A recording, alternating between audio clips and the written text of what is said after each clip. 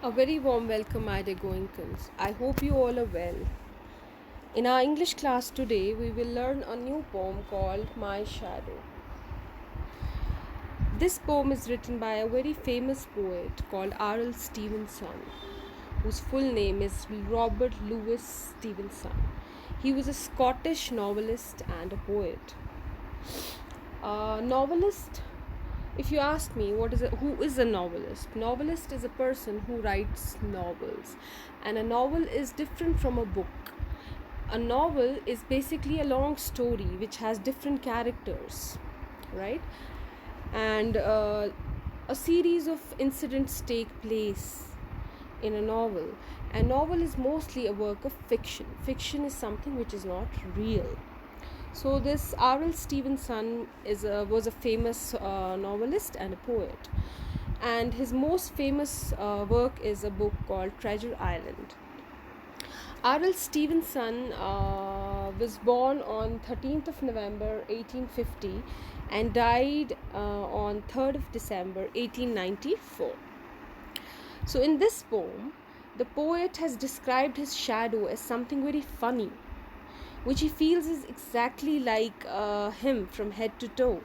He finds his shadow always following him.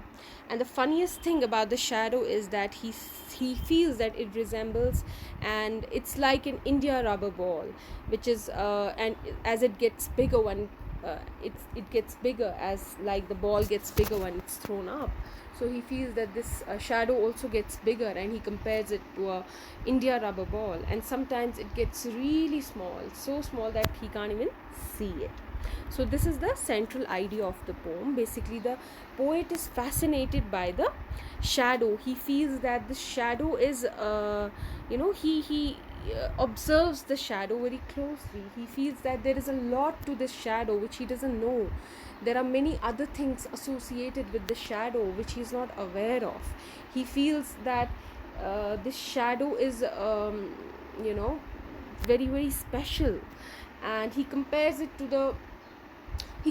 growth of a shadow to the growth of a child. By comparing, he comes to a conclusion that the shadow doesn't grow like a child. A child grows slowly and steadily, but the shadow grows instantly. It becomes bigger, and then in the next instance it can become very small as you cannot see it. So he feels that this shadow is different from a normal child, from a proper child who grows slowly. So in the whole poem, the poet speaks about the shadow and how he feels this shadow is different in many ways, and he feels that it's exactly like the poet. He feels that whenever he jumps in the bed, the shadow jumps first. He's in the whole poem, he's observing the shadow very, very closely. So I hope you understood the central idea and the summary of the poem. In the next DU, we will do the I'll read out the poem and we'll do the summary in a more elaborate way. I'll explain it line by line. For now, we learned about the poet and the central idea of the poem. Thank you. I hope you enjoyed the class. Have a nice day.